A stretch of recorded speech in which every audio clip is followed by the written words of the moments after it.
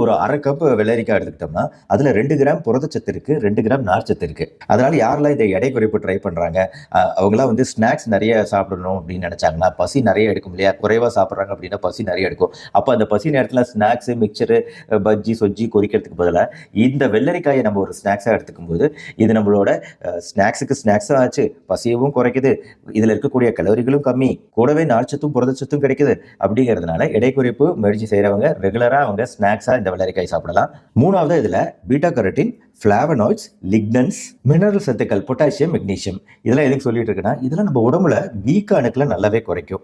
So வீக்க அணுக்கள் குறையுது, inflammation குறையுது அப்படிங்கிறது நம்ம உடம்புக்கு பல்வேறு வகையில நன்மைகள் தரக்கூடிய விஷயம். உதாரணத்துக்கு நம்ம கண்கள்ல வந்து இப்போ நிறைய போட்டோ பார்த்துருப்பீங்க.